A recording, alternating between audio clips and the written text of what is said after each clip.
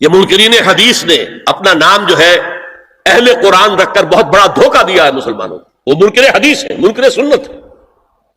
وہ سمجھتے ہیں کہ بس قرآن کافی ہے، اور حضور کا جو حکم دیا گیا اطاعت کا بار بار، اطیع اللہ اطیع الرسول، اطیع اللہ واطیع الرسول، وہ اس وقت کے امام اور لیڈر ہونے کی حیثیت سے بس ان کی زندگی میں ان کی اطاعت تھی، ہمیشہ نہیں ہے۔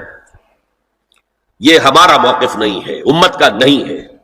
ہمارے نزدیک دو ہیں بنیادیں، کتاب اللہ و سنت رسول، اللہ کی کتاب اور اس کے رسول کی سنت صلی اللہ علیہ وسلم۔ اور اللہ کا شکر ہے پاکستان کے دستور میں قرارداد مقاصد بھی ہے تو اس میں دونوں موجود ہیں، اللہ کی کتاب اور رسول کی سنت۔ اور دفعہ 227 کے اندر جو کہا گیا ہے no legislation will be done here repugnant to the Quran and the Sunnah, Quran اور سنت کو جمع کیا گیا۔ یہ دوسری بات ہے، چور دروازے ایسے ہیں، یہ منافقت کا پلندہ ہے ہمارا دستور پاکستان کا، کہ ان دفعات کے ہوتے ہوئے بھی اسلام نافذ نہیں ہو رہا۔ چور دروازے ایسے کیے ہیں کہ وہ انفیکٹو ہے، لیکن عملاً شکل جو ہے نظری طور پر کم سے کم یہ ہے کہ کتاب اور سنت کو تسلیم کیا گیا ہے ہمارے دستور میں۔ تیسری بات بہت اہم ہے جو آج فلسفی بن کر سامنے آئے ہیں پردے کے خلاف۔ قرآن پر تدبر کرنے میں دو پہلو ہمیشہ سامنے رہنے چاہیے۔ ایک ہے اس کی تعویل خاص، ایک ہے تعویل عام۔ اس کو سمجھ لیجئے، یہ اصطلاحات سے آپ ڈر نہ جائیں۔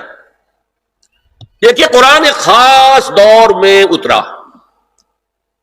610 عیسوی سے 632 عیسوی تک 22 برس میں قرآن نازل ہوا۔ نازل ہوا حجاز میں، مکی صورتیں ہیں تو مکہ بھی حجاز میں ہے، مدنی صورتیں تو مدینہ بھی حجاز میں ہے۔ تبوک کے آتے جانے میں اگر کچھ اتنی ہے تو وہ بھی حجاز ہے، تبوک بھی اسی کا آخری سرا ہے۔ ہجرت کے دوران اتری ہے تو وہ بھی حجاز ہے، تو یہ حجاز میں اترا ہے، اور وہی لوگ اس کے اولین مخاطب تھے۔ لہذا قرآن مجید میں جو چیز بھی نازل ہوئی ہے وہ اس وقت کے ماحول کے ساتھ کوئی نہ کوئی اس کی نسبت تھی، تبھی وہ سمجھ سکتے تھے۔ ہوا میں باتیں تو نہیں ہو سکتی، لیکن قرآن ہدایت ہے ابد الآباد تک کے لیے۔ یہ صرف اس وقت کے لیے ہدایت نہیں، آج بھی یہی ہدایت ہے، قیامت تک یہی ہدایت رہے گی۔ علامہ اقبال جیسا مدبر اور مفکر فلسفی، اسے بھی اگر ہدایت میں تسکین ملی ہے تو نہ کہیں جہاں میں اما ملی جو اما ملی تو کہاں ملی میرے جرم خانہ خراب کو تیرے عفو بندہ نواز میں۔ زندگی کے آخری دور میں صرف قرآن پڑھتے تھے، کوئی فلسفے کی کتاب نہیں، قرآن۔ لہذا قرآن میں ہدایت ہے اقبال کے لیے بھی، 20ویں صدی کے فلسفی کے لیے بھی ہدایت ہے۔ جو بھی زمانے کے اندر مسائل پیدا ہوں گے ان سب کا حل موجود ہے۔ لیکن اب اس کو جوڑیے، اس وقت جو نازل ہوا خاص ماحول میں خاص افراد سے مخاطب ہو کر، تو کچھ واقعاتی پس منظر ہے جس میں نازل ہو رہا ہے، اور اس کے ساتھ اس کا کوئی تعلق ہے۔ اسے کہتے ہیں، اگر آپ اس پس منظر میں رکھ کر قرآن کی آیات پر غور کریں گے، یہ تعویل خاص ہے، خاص اس پس منظر میں رکھ کر قرآن کی آیت پر غور کریں، اور یہ ضروری ہے، انسائٹ حاصل ہوتی ہے اس سے۔ لیکن ایک ہے اس کی تعویل عام، وہ ہمیشہ کے لیے ہے۔ چنانچہ اصول یہ ہے کہ الاعتبار لعموم اللفظ لا لخصوص السبب، یہ تفسیر کا اصول ہے۔ اصل اعتبار کیا جائے گا الفاظ کے عموم کا، نہ کہ سبب نزول کے خصوص کا۔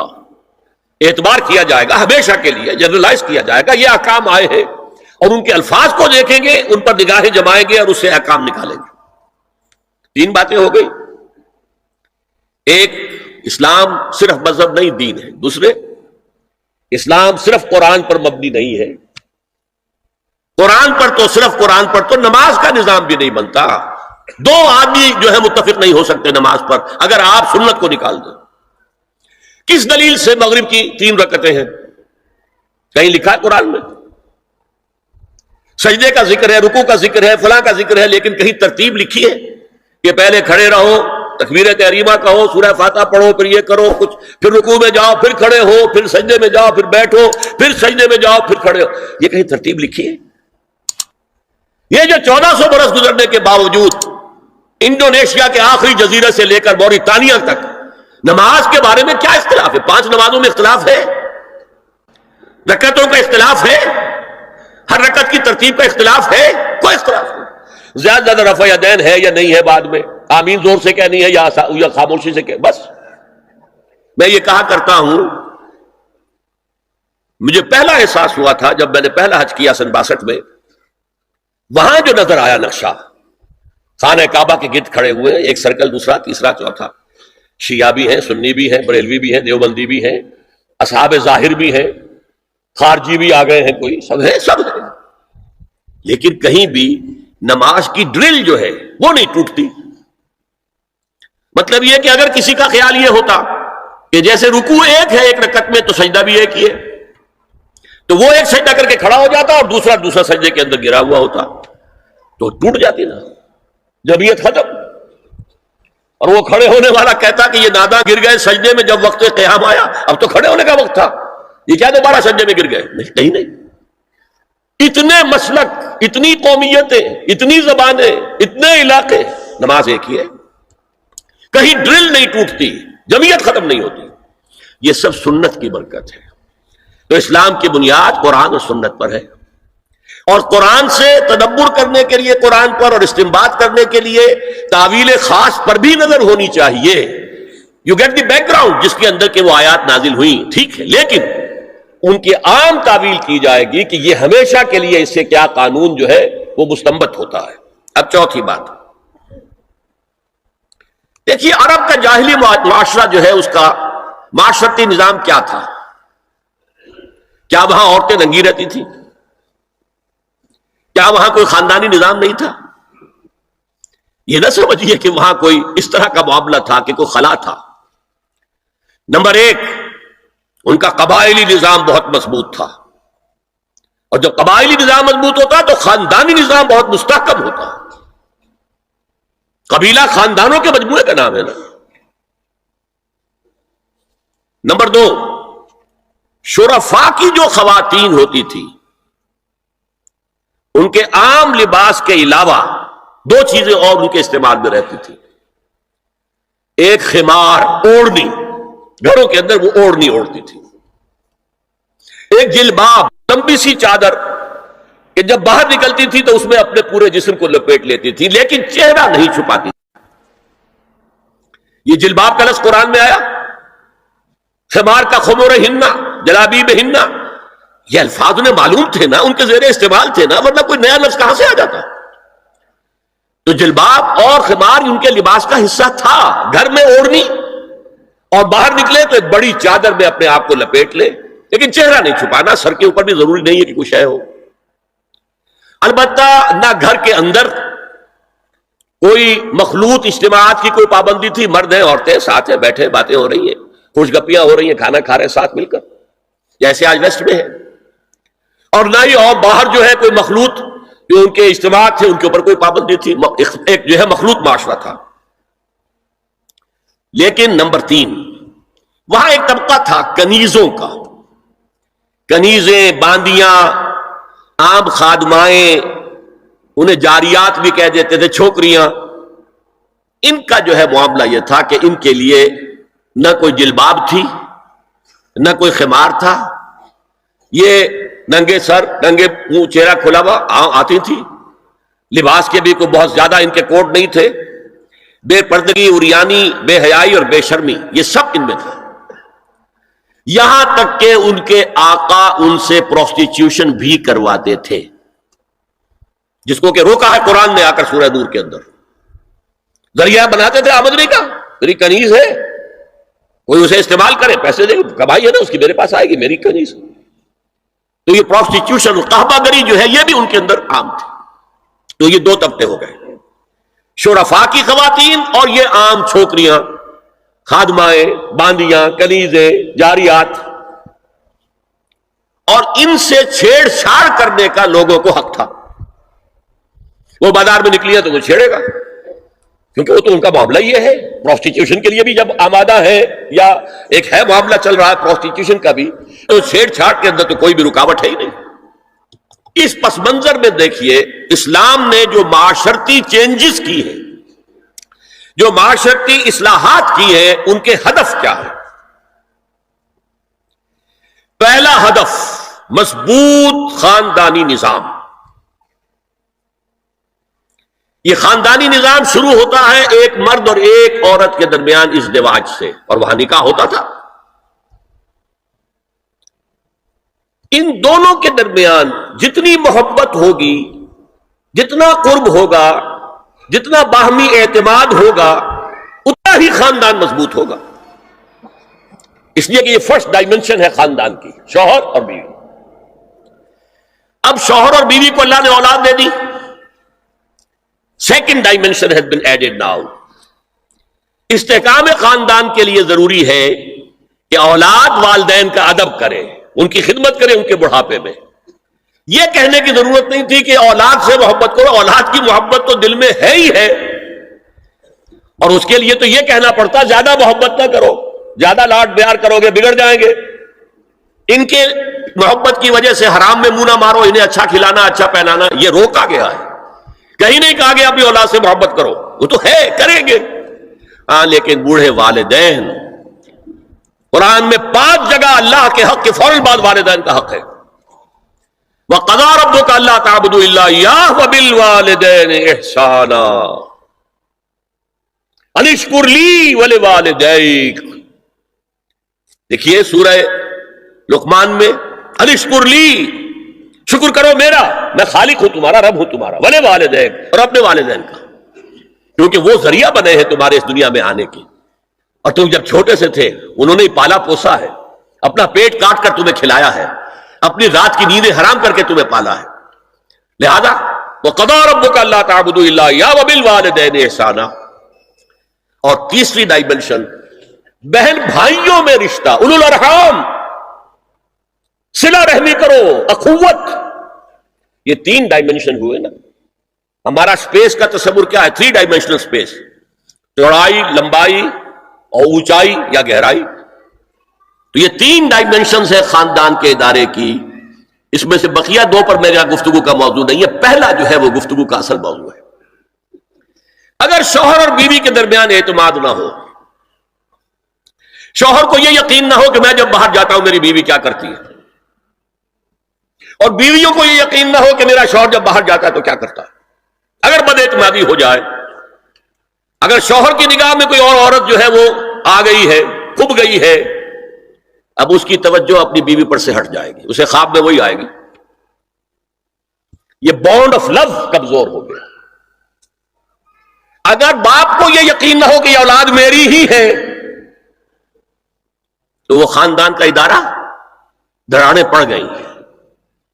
لہذا اس خاندان کے ادارے کو مضبوط رکھنے کے لیے سب سے اہم کام کیا ہے کہ جتنی بھی سیکشول اٹریکشن ہے یہ 2 صنفوں میں، مرد اور عورت، یہ سینٹرڈ رہے، مرکوز رہے شوہر اور بیوی کے درمیان، انتشار نہ ہو، نگاہ ادھر سے ادھر نہ جائے، بلکہ ان کی پوری توجہ، آپس میں اعتماد ہو، آپس میں محبت ہو، اور اسی سے خاندان جو ہے اس کی چولیں مضبوط رہیں گی۔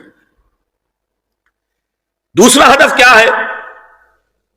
مردوں اور عورتوں کے مابین ان کی جسمانی اور نفسیاتی ساخت کے مطابق جداگانہ ذمہ داریاں ڈال دی گئی۔ کون انکار کر سکتا ہے کہ عورت کا جسم کچھ اور ہے، مرد کا کچھ اور ہے، عورت کی نفسیات کچھ اور ہے، مرد کی نفسیات کچھ اور ہے، ان دونوں کے اندر زمین و آسمان کا فرق ہے۔ عورت کا حسن کیا ہے؟ نزاکت میں، وہ بھاری بھرکم ہو اور بہت تگڑی ہو، جسیم ہو تو پہلوان تو ہوگی، لیکن وہ کوئی اچھی مطلب یہ کہ خاتون نہیں سمجھی جائے گی۔ اور مرد کا حسن، اس کی وجاہت جسمانی طاقت میں ہے، زمین و آسمان کا فرق ہے، اللہ نے بنایا۔ اس اعتبار سے اسلام نے بھاری کام، اب دیکھیے جو کسی چلا رہا 8 گھنٹے اور کچھ لوگ لے کے آیا ہے اپنے گھر والوں کے لیے، بھاری کام، مشقت اس کا ہوا کہ نہیں ہوئی؟ جو اینٹیں ڈھوتا رہا سارا دن اور کچھ لے کر آیا ہے اپنے گھر والوں کے لیے، defence of the country, defence of the nation, مردوں کے حوالے، معاش کا معاملہ مردوں کے حوالے، عورت نہیں۔ ظلم ہے عورت پر کہ معاش کی ذمہ داری پر اس پر ڈال دی جائے، اس پر ذمہ داری ڈالی ہے، مشقت ہے حمل کو برداشت کرنا، حملتہ امہ وہنا علی وہن وفصالہ فی عامین، بچے کو دودھ پلانا، رات کو بچہ روتا ہے تو ماں جاگتی ہے، باپ تو نہیں جاگتا. ماں اپنی نیند حرام کر دے گی، باپ کو وہ خود کہے گی کہ اس کو ڈسٹربنس نہ ہو، یہ سوئے تاکہ کل جائے کام پر جا سکے، محنت اور مشقت کر سکے. تو حال جو ہے کسی قوم کا وہ مردوں کے حوالے، اور مستقبل عورت کے حوالے. مستقبل ہے نیکسٹ جنریشن، وہ کہاں سے آئے گی؟ وہ عورت کے رحم میں پرورش پائے گی. یہ مستقبل ہے آپ کا، یہ عورت کی گود میں پرورش پائے گی. تو مستقبل کا سارا بوجھ عورت پر، حال کی ساری ذمہ داریاں، معاش، ڈیفنس، ہر شے مرد کے اوپر. نمبر 3 جو ہدف ہے بہت بڑا بہت بڑا بہت بڑا، جنسی انضباط، سیکس ڈسپلن، زنا کی روک تھام. لا تقربوا الزنا انہ کان فاحشۃ وساء سبیلا. زنا کے قریب تک نہ پھٹکو. یہ نہیں کہا کہ لا تزنوا، نہیں، قریب تک نہ پھٹکو. جیسے کہ یہ فیصل آباد کا ہمارا گول چکر ہے اور 8 بازار آ رہے ہیں. اب کوئی سرکاری پروگرام یہ ہے کہ اس گول چکر تک، چوک تک کوئی بھی جلوس نہ پہنچے، تو 8 بازاروں کو بند کرو گے نا. لہذا دور دور تک اللہ تعالیٰ نے وہ حدیں لگا دی ہیں کہ زنا کی ترغیب نہ ہو، زنا کے راستے جو ہے وہ مسدود ہو جائیں. اور زنا کے بارے میں اب دیکھیے، یہ اس دور کی انٹلیکچوئل خیانت، ڈس آنیسٹی کا سب سے بڑا معاملہ ہے. جدید نفسیات کا بابا آدم مانا جاتا ہے فرائڈ، اور فرائڈ کے نزدیک انسان کے محرکات عمل میں سب سے زیادہ طاقتور، سب سے زیادہ پوٹنٹ سیکس ہے. مارکس نے قرار دیا پیٹ کو معاشی ضرورت، فرائڈ نے کہا نہیں، سیکس ہے اصل شے، اصل محرک انسان میں. یہاں تک کہتا ہے ایڈیپس کمپلیکس، باپ اگر محبت بھری نگاہ سے بیٹی کو دیکھ رہا ہے تو یہ بھی سیکس ہے، اور ماں اگر بیٹے سے محبت کر رہی ہے تو یہ بھی سیکس ہے. انا للہ و انا الیہ راجعون. ان کمبختوں کا اصل یہ معاملہ ہے کہ ایک شے پر نگاہ جم گئی تو سب کچھ اسی کے گرد گھما دیا. مطلب بات غلط نہیں ہے. Sexual motive one of the most important motives, no doubt about it. اگر یہ نہ ہو، اگر عورت میں مرد کے لیے اٹریکشن نہ ہو، اگر عورت کو مرد کی احتیاج نہ ہو، تو تمدن ختم ہو جائے. کون شادی کا کھکیڑ مول لے گا؟ ایک پیٹ پالنا اور ہے، خاندان کی ذمہ داری اور ہو جائے گی. یہ اس قدر زبردست جو ہے، یہ موٹیویشن ہے، اندر سے جذبہ ہے اور اٹریکشن ہے شدید. اس اعتبار سے یوں سمجھیے، جتنا زوردار گھوڑا ہو اتنی ہی زوردار لگام چاہیے اگر ڈسپلن میں رکھنا چاہتے ہیں. لہذا اس سیکس کو ڈسپلن میں لانے کے لیے کہ قانونی تعلق ہو ایک مرد اور عورت کے درمیان، ازدواج ہو، شادی ہو جائے، یا دوسرا راستہ وہ بھی تھا جو آج کل نہیں رہا، باندھی ہو کسی کی، ملک یمین ہو، ان کے اندر سیکشول انٹرکورس جو ہے وہ ہو اور اس سے باہر نگاہ بھی نہ جائے. اس زنا کے بارے میں حضور نے جو اچھا، ایک تو میں آپ کو بتاؤں کہ قرآن اور حضور دونوں کس قدر حقیقت پسند ہیں. سورہ آل عمران میں فرمایا زُيِّنَ لِلنَّاسِ حُبُّ الشَّهَوَاتِ مِنَ النِّسَاءِ وَالْبَنِينَ وَالْقَنَاطِيرِ الْمُقَنطَرَةِ مِنَ الذَّهَبِ وَالْفِضَّةِ وَالْخَيْلِ الْمُسَوَّمَةِ وَالْأَنْعَامِ وَالْحَرْثِ. انسان کے اندر محبت پلا دی گئی ہے، مزین کر دی گئی ہے. کن کن چیزوں کی؟ سب سے پہلے عورت، سب سے امپورٹنٹ موٹیو عورت، پھر بیٹے، پھر ڈھیروں مال، سونا چاندی، آلہ گھوڑے نشان زدہ، اور مال مویشی اور کھیتی، لیکن سب سے پہلے عورت. زُيِّنَ لِلنَّاسِ حُبُّ الشَّهَوَاتِ مِنَ النِّسَاءِ وَالْبَنِينَ وَالْقَنَاطِيرِ الْمُقَنطَرَةِ مِنَ الذَّهَبِ وَالْفِضَّةِ وَالْخَيْلِ الْمُسَوَّمَةِ وَالْأَنْعَامِ وَالْحَرْثِ. اسی طرح دیکھیے حضور صلی اللہ علیہ وسلم فرماتے ہیں، یہ مسند احمد میں بھی حدیث ہے اور حاکم اور بیہقی نے بھی، عن انس ابن مالک رضی اللہ تعالی عنہ قال قال رسول اللہ صلی اللہ علیہ وسلم حبب الی النساء والطیب وجعلت قرۃ عینی فی الصلاۃ. اس تمہاری دنیا میں سے مجھے 3 چیزیں محبوب کر دی گئی. حبیبا الیہ، نمبر 1 نساء. کوئی جھجک کی ہے آپ نے بیان کرنے میں؟ ہم شاید یہ جملہ کہتے ہوئے جھجکیں گے، اللہ کا رسول نہیں. حقیقت ہے، اس کا اعتراف کرو. بہت مضبوط موٹیو ہے، اس میں کوئی شک نہیں، کوئی شک نہیں، کوئی شک نہیں. حبیبا الیہ النساء والطیب، خوشبو، وجعلت قرۃ عینی فی الصلاۃ، اور میرے آنکھوں کی ٹھنڈک نماز میں ہے. اسی طرح خود قرآن میں سورہ احزاب میں جب حضور سے کہا گیا کہ اب بس جتنی شادیاں ہو چکی تھیں آپ نے کر لی ہیں، اب آئندہ نہ کیجئے، وہاں بھی صاف الفاظ آئے ہیں. اللہ کو بھی واللہ لا یستحیی من الحق، اللہ کو حق بات کہنے میں کوئی حیا یا کوئی جھجک نہیں ہے.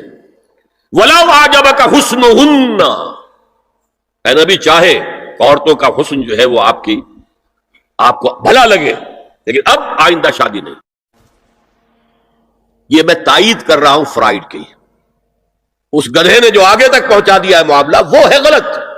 بنیادی بات صحیح ہے، قرآن مجید کے مطابق ہے کہ سیکس موٹیو بہت سخت ہے، بہت زوردار ہے. اب زنا جو ہے اس کے لیے حضور نے جو کچھ فرمایا وہ سن لیجئے. عن ابن عباس قال ما رأيت شيئا اشبه باللمم مما قال ابو ہریرہ عن النبی صلی اللہ علیہ وسلم. حضور کی حدیث ہے، ان اللہ كتب على ابن آدم حظه من الزنا ادرک ذلک لا محال. اللہ تعالیٰ نے ہر انسان کا زنا میں ایک حصہ لکھ دیا ہے جو اس کو پہنچ کر رہے گا. فزنا العین النظر، آنکھوں کا زنا ہے نامحرم عورت کو دیکھنا، یہ بھی زنا ہے. اگر زنا کو روکنا ہے تو یہاں پر بھی قدغن لگے گی. ایک جگہ آیا ہے حدیث میں النظر سہم، یہ تیر ہے، یہ نظر جو ہے نگاہوں کے تیر. یہ تو آپ شاعری کے اندر بھی اور گانوں کے اندر بھی نگاہوں کے تیر سنتے ہیں کہ نہیں سنتے؟ النظر سہم، یہ تیر ہے. وزن اللسان النطق یا منطق، زبان کا زنا ہے کسی عورت سے گفتگو کر کے چٹخارے لینا. عورت کی آواز میں بھی ایک لوچ ہے، حسن ہے. اللہ تعالیٰ نے اسے سراپا ایسا بنایا ہے کہ مرد کے لیے اس کی ہر شے کے اندر اٹریکشن ہے، اس کی آواز میں اٹریکشن ہے. والنفس تمنا وتشتہی، اور باقی رہ گیا نفس، وہ تمنا کرتا ہے کہ اب میں اس سے آگے بھی بڑھوں اور زنا بھی کر لوں. والفرج یصدق ذلک کلہ اور یکذب، لیکن یہ ہو بھی سکتا ہے نہیں بھی ہوتا، لیکن یہ زنا تو کر چکا نا. کان کا زنا اس نے کر لیا، آنکھ کا زنا اس نے کر لیا، زبان کا زنا اس نے کر لیا. ایک تو زنا کی تعریف میں لائے. ایک اور روایت ہے جو مسلم میں ہے، کان ابی ہریرہ کتب علی ابن آدم نصیبہ من الزنا مدرک ذلک لا محالہ فالعینان زناہما النظر والاذنان زناہما الاستماع واللسان زناہما الکلام والید زناہا البطش والرجز زناہا الخطأ والقلب یہوی وتمنا. یہ زبان کا بھی زنا ہو رہا ہے، کان کا بھی زنا ہو رہا ہے، ہاتھ کا بھی ہو رہا ہے، کہیں لمس کیا ہے عورت کے جسم کو، ہاتھ ملایا ہے اس سے، اور چل کر کہیں جا رہا ہے دیکھنے کے لیے، یہ پاؤں کا زنا ہو رہا ہے. یہ ہے زنا کی شکلیں جو محمد الرسول اللہ صلی اللہ علیہ وسلم نے بیان کی. تو زنا کا روک تھام، زنا کی جو ہمارے معاشرتی اہداف کے اندر بہت اہم ہے، بہت اہم ہے، بہت اہم، ورنہ معاشرہ ٹوٹ پھوٹ کا شکار ہو جائے گا. میاں بیوی میں اعتماد نہیں ہے، بے اعتمادی کی فضا میں اولاد جو پلے گی اس کی منفی نفسیات ہوں گی، کبھی مثبت نفسیات نہیں ہو سکتی. والدین میں محبت ہے، آپس میں اعتماد ہے، تو ایک دوسرے پر اعتماد ہے، ایک دوسرے کا لحاظ ہے، ایک دوسرے کی دلجوئی ہے، ایک دوسرے کی مدد ہے. یہ ساری چیزیں جو ہے وہ ایک فضا پیدا کرتی ہیں گھر کے اندر. وہ ایک نارمل، ایک صحت مند فضا جس میں کہ نئی نسل پروان چڑھے گی تو وہ ایک پازیٹیو اور مثبت نفسیات لے کر پیدا ہو. اچھا، اور دیکھیے اس میں کیا کیا کچھ حضور کی طرف سے آئے ہیں. حضرت جابر ابن عبداللہ فرماتے ہیں، من کان یؤمن باللہ والیوم الآخر فلا یخلون بامرأۃ لیس معها ذو محرم فإن ثالثہما الشیطان. رواہ احمد. دیکھو، جو شخص بھی اللہ پر اور یوم آخر پر ایمان رکھتا ہو وہ کبھی کسی اجنبی عورت کے ساتھ خلوت میں نہ رہے. ملاقات نہ کرے جس کے ساتھ کہ اس کا کوئی محرم شامل نہ ہو. کوئی عورت آئی ہے آپ سے مسئلہ پوچھنے کے لیے، اس کا باپ، اس کا بیٹا، اس کا بھائی، اس کا شوہر ساتھ ہونا چاہیے، اکیلے نہیں. اس لیے کہ ثالثہما الشیطان. جہاں یہ ایک مرد اور ایک عورت جو ایک دوسرے کے لیے نامحرم ہے، جب ملیں گے تیسرا وہاں شیطان موجود ہوگا. اسی طرح حضرت ابن عباس کی روایت ہے، لا یخلون رجل بامرأة الا ومعها ذو محرم ولا تسافر المرأة الا مع ذی محرم.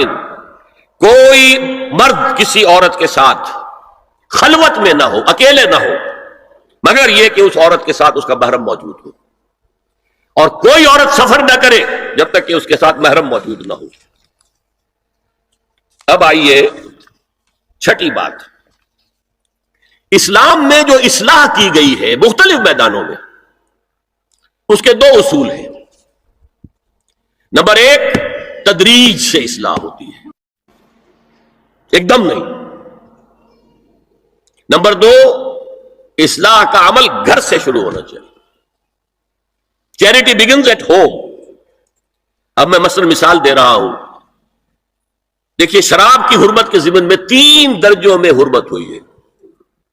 سورہ بقرہ میں فرمایا گیا یسألونک عن الخمر والمیسر قل فیہما اسم کبیر ومنافع للناس واسمہما اکبر من نفعہما. بات ختم. اے نبی آپ سے پوچھ رہے ہیں شراب اور جوئے کے بارے میں، سے کہہ دیجئے ان دونوں میں بہت بڑے گناہ کی بات ہے، اگرچہ لوگوں کے لیے کوئی نفع بھی ہے، لیکن ان کا گناہ نفع سے بہت بڑھ کر ہے. اشارہ دے دیا. بہت سے صحابہ نے اسی آیت پر شراب نوشی ترک کر دی. جو معلوم ہوا which way the wind is blowing، اب ہوا کا رخ کیا ہے، کہاں جا رہی ہے ہوا. پھر آگے سورہ نساء میں آیت آگے وَلَا تَقْرَبُوا الصَّلَاةَ وَأَنْتُمْ سُكَارَىٰ. دیکھو اگر تم نشے کے اندر ہو شراب کے تو نماز کے قریب مت جاؤ. پتہ نہیں تم کیا کہنا شروع کر دو، تو غالب کی عشقیہ غزلی پڑھنی شروع کر دو کھڑے ہو کر، کیا پتہ. ایک اور مل گیا پوائنٹر، نماز جیسی شے سے روکنے والی شے جو عماد الدین ہے وہ تو بہت بری شے ہوئی. بہت سے لوگوں نے اس کے بعد چھوڑ دی. پھر آخری آیت آئی ہے یا ایھا الذین آمنوا انما الخمر والمیسر والانصاب والازلام رجس من عمل الشیطان. یہ شیطانی اعمال ہے، گندگی کے اعمال ہیں. فاجتنبوہ لعلکم تفلحون. تو ان سے بچو، اجتناب کرو تاکہ تم فلاح پاؤ. انما یرید الشیطان ان یوقع بینکم العداوۃ والبغضاء فی الخمر والمیسر. یہ شیطان یہ چاہتا ہے کہ شراب اور جوئے کے ذریعے سے تمہارے مابین دشمنی پیدا کر دے. شراب میں آدمی لڑ پڑا، جوئے کے اندر بھی ہارتا ہارتا ہارتا آخر کھڑا ہو جاتا، مار پیٹ کے اوپر تیار، ہلاک کرتا. فرمایا کہ انما یرید الشیطان ان یوقع بینکم العداوۃ والبغضاء فی الخمر والمیسر وَيَصُدَّكُمْ عَنْ ذِكْرِ اللَّهِ وَعَنِ الصَّلَاةِ فَهَلْ أَنْتُمْ مُنْتَهُونَ. اب باز آتے ہو کہ نہیں. یہ بڑا دھمکی کا انداز ہے. اب کچھ لوگ کیا کہتے ہیں جی یہاں پہ حرام کا لفظ تو نہیں آیا، اِنَّا لِلَّهِ وَإِنَّا إِلَيْهِ رَاجِعُونَ. هَلْ أَنْتُمْ مُنْتَهُونَ، باز آتے ہو کہ نہیں. اس سے زیادہ روکنے کا کوئی معاملہ ہو سکتا؟ اور حدیث میں اندر اصول آ گیا مَا أَسْكَرَ كَثِيرُهُ فَقَلِيلُهُ حَرَامٌ. جو شے اگر زیادہ مقدار میں ہو اور نشہ لے آئے تو اس کی تھوڑی مقدار بھی حرام ہے. شراب کا ایک قطرہ بھی حرام ہے. لیکن آج ہم کہہ رہے ہیں شراب تو حرام ہے ہی نہیں، تاکہ مغرب مان لے کہ ہاں یہ تو بڑے ماڈریٹ لوگ ہیں، بڑے لبرل لوگ ہیں، روشن خیال ہیں، یہ کوئی دقیانوسی نہیں ہے، یہ فنڈامنٹلسٹ نہیں ہے. اسی طریقے سے یہ جو معاشرتی معاملے میں اصلاح کا دائرہ شروع ہوا ہے، اس میں ہم دیکھتے ہیں کہ ابتدا میں ازواج مطہرات سے خطاب ہے، جسے دلیل بنا لیا بعض لوگوں نے. یہ احکام تو صرف ازواج مطہرات کے لیے ہے، حالانکہ میں نے اصول پہلے بتا دیا. Charity begins at home. جیسے حضور فرماتے تھے انا اول المسلمین، دیکھو میں تمہیں اسلام کی دعوت دے رہا ہوں، سب سے پہلا مسلمان میں خود ہوں. انا اول المومنین، میں تمہیں ایمان کی دعوت دے رہا ہوں، پہلا مومن میں ہوں. تو جب تک انسان اپنے کردار سے بات واضح نہ کرے تو واز جو ہے وہ مفید نہیں ہوتا، مؤثر نہیں ہوتا. لہذا سب سے پہلے بات جو کی گئی وہ کی گئی ہے حضور کی ازواج مطہرات سے. اب اس ضمن میں جو اصلاحی اعمال آئے ہیں، احکام، ان کو نوٹ کر لیجئے. ان کا آغاز ہوا ہے تدریجی اعتبار سے سورہ احزاب سے، اور سورہ احزاب سن 5 ہجری میں جو ہے نازل ہوئی ہے. ان کی تکمیل ہوئی ہے سورہ نور میں جو سن 6 ہجری میں نازل ہوئی. اور ایک بہت خوبصورت بات کہی، یہ مولانا امین احسن اصلاحی نے مجھے بتایا کہ ان کے استاد حمید الدین فراہی نے یہ کہا کہ سورہ احزاب میں گھر سے باہر کے پردے کا بیان ہے اور سورہ نور میں گھر کے اندر کے پردے کا بیان ہے. تو اصلاحی صاحب کہتے تھے کہ اس جملے نے میری آنکھیں کھول دی اور قرآن مجید روشن ہو گیا میرے سامنے. ورنہ اگر یہ بات سامنے نہ ہو تو آدمی اٹکتا ہے، جگہ جگہ پر اشکالات پیدا ہوتے ہیں. دیکھیں سورہ احزاب میں کیا کیا گیا. نمبر 1، پہلے خطاب ازواج مطہرات سے، بعد میں عام کر دیا گیا. نمبر 2، بتایا گیا کہ عورت کا اصل کردار کیا ہے، اس کی اصل جگہ کیا ہے، گھر. نمبر 3، استیزان کے حکم کا آغاز ہو گیا کہ گھروں میں اجازت لیے بغیر داخل نہ ہو. لیکن یہاں بھی صرف نبی کے گھر کی بات ہوئی ہے، عام نہیں. پھر محرموں کی ایک چھوٹی فہرست ہے جو سورہ احزاب میں آ گئی ہے، اور گھر سے باہر کے پردے کا حکم آ گیا ہے، یہ سورہ احزاب میں ہے. سورہ نور میں استیزان اب عام کر دیا، کسی بھی گھر میں داخل مت ہو جب تک کہ اذن نہ لے لو. یہ دیکھیے تدریج، پہلے حضور کے گھروں میں داخل نہ ہو، اب کسی بھی گھر میں داخل نہیں ہو سکتے بغیر استیزان کے. اور احادیث مبارکہ میں اتنی سختی آئی ہے، میں بعد میں آپ کو بتاؤں گا.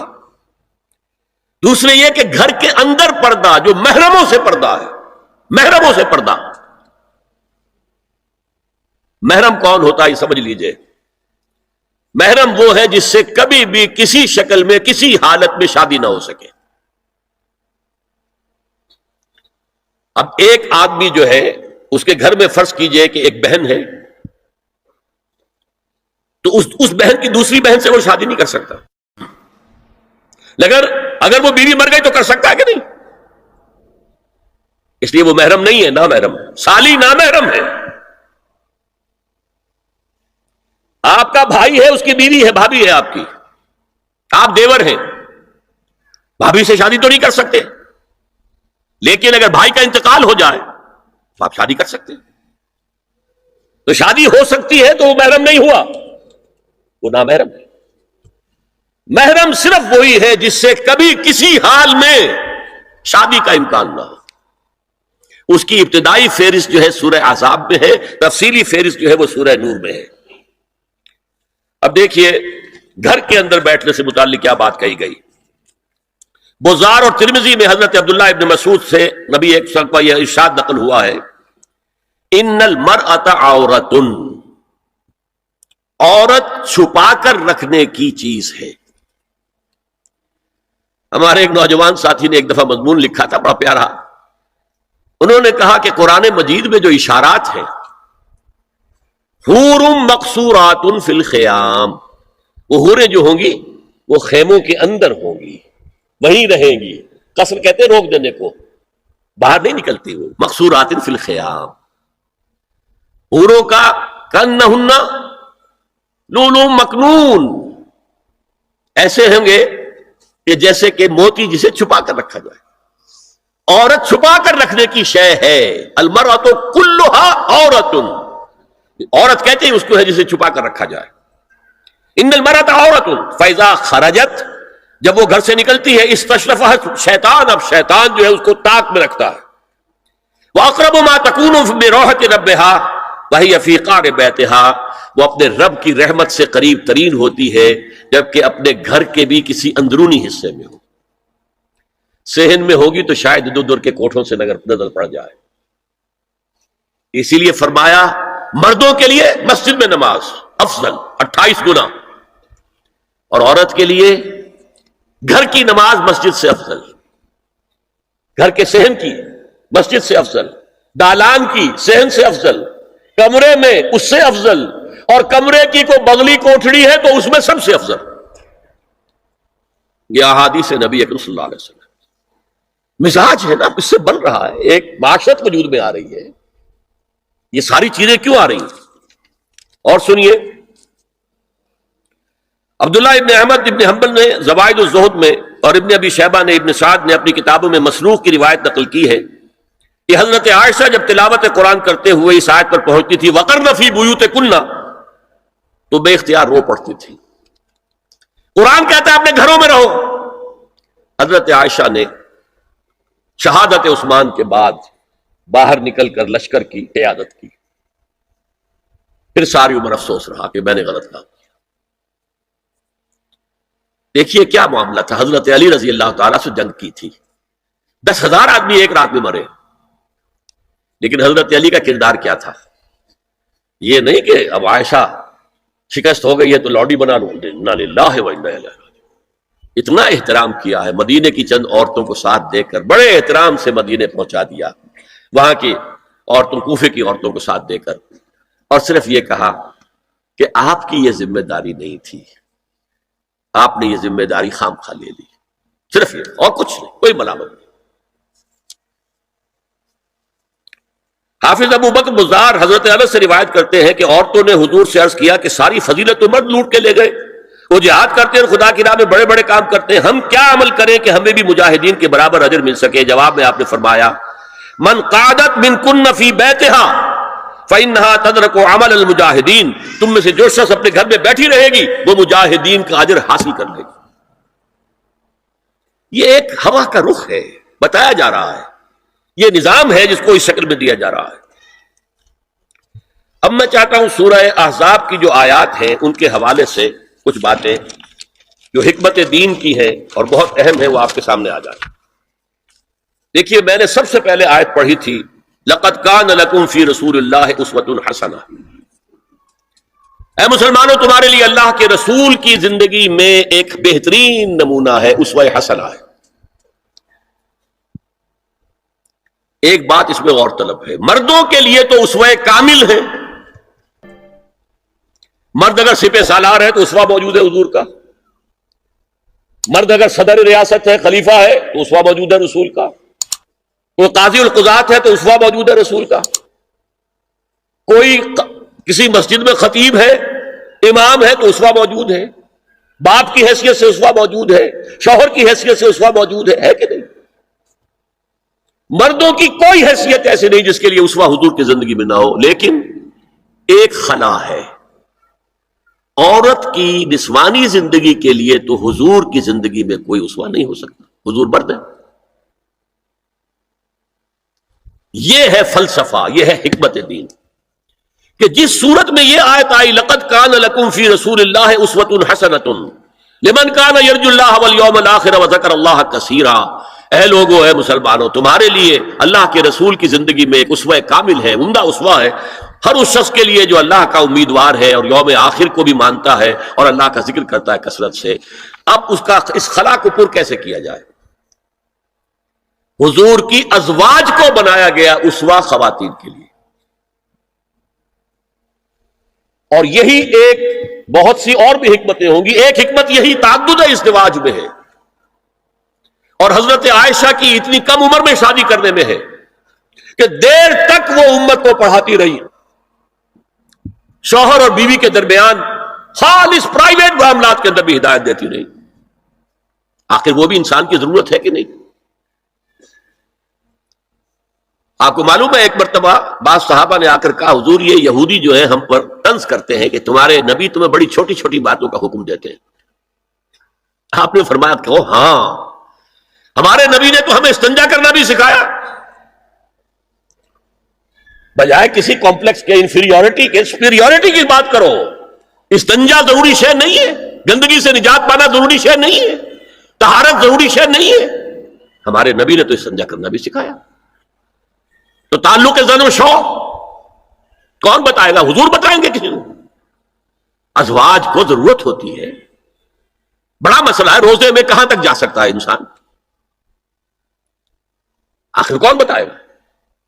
ازواج مطہرات نے بتایا. تو اسوہ بنانے کے لیے دیکھیے یہ آیات آئی ہیں. یہ 3 آیتیں سورہ احزاب کی یوں سمجھیے کہ نچوڑ ہے اس مسئلے میں. یا نساء النبی لستن کاحد من النساء، اے نبی کی بیویوں تم عام عورتوں کے مانند نہیں ہو. تو کیا وہ عورتیں نہیں تھیں؟ عورتیں تو تھیں. کیا ان کے احساسات عورتوں والے نہیں تھے؟ وہ تو تھے. کیا بات ہے، تم نبی کی بیویاں ہو، تمہیں اسوہ بننا ہے. ان اتقیتن فلا تخضعن بالقول، اگر تمہیں واقعی اللہ کا تقوی اور خوف ہے تو کسی اجنبی سے اگر بات کرنے کی ضرورت پیش آ جائے تو اپنی آواز میں لوچ مت پیدا کرو. فَيَطْمَعَ الَّذِي فِي قَلْبِهِ مَرَضٌ، کہ جس شخص کے دل میں کوئی روگ ہے، گندگی ہے، وہ کوئی آس لگا بیٹھے کہ یہ جو مجھ سے گفتگو کر رہی ہیں، جس انداز میں کر رہی ہیں، جس لگاوٹ کے ساتھ کر رہی ہیں، تو کوئی نہ کوئی موقع ہے میرے لیے. اِنَّا لِلَّهِ وَإِنَّا إِلَيْهِ راجعون. کڑک آواز میں بات کرو. وَقُلْ قَوْلًا مَعْرُوفًا، اور معروف بات کہو صرف، اس سے آگے بڑھنے کی کوئی ضرورت نہیں. وَقَرْنَ فِي بُيُوتِكُنَّ وَلَا تَبَرَّجْنَ تَبَرَّجَ الْجَاهِلِيَّةِ الْأُولَىٰ، اور قرار پکڑو اپنے گھروں میں، وقار کے ساتھ رہو اپنے گھروں میں. تمہاری اصل جگہ گھر ہے، باہر نکلنا تمہارا کام نہیں ہے. ہاں ضرورت ہو سکتی ہے، اس کا بعد میں ذکر آ جائے گا، لیکن فلسفہ کیا ہے؟ عورت کی اصل جگہ اس کا گھر ہے. جو ڈیوٹیز کی تقسیم کر دی گئی ہے اللہ کی طرف سے، اس میں عورت کا اصل مقام اس کا گھر ہے. میں حدیث سنا چکا ہوں کہ جب گھر سے عورت نکلتی ہے تو شیطان تاکتا ہے اس کو، اور پھر ظاہر بات ہے کہ اس سے جو فتنے پیدا ہوتے ہیں وہ سب شیطان کے ذریعے سے ہوتے ہیں.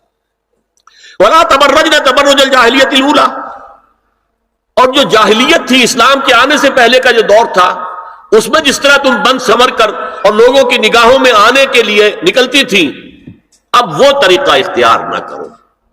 دیکھیے یہ بھی ایک بڑا نفسیاتی نکتہ ہے. مرد کے اندر قوت ہے، وہ اپنی قوت کا ظہور چاہتا ہے. کبھی جی چاہتا ہے دیوار کو کندھا دے مارے، راستہ چلتے کسی کو لگا کندھا. قوت ظہور چاہتا ہے. عورت کے پاس سب سے بڑا سرمایہ اس کا نسوانی حسن ہے. جسمانی طاقت تو نہیں ہے نا، اس کے اندر ایک ارج ہے کہ اپنے آپ کو ظاہر کرے. اس کا نام تبرج. بروج کہتے تھے ان برجیوں کو کہ جو فصیلوں کے اوپر ہوتی تھی. اور ظاہر بات ہے دور سے مسافر آ رہا تو پہلے تو برجی نظر آتی تھی نا.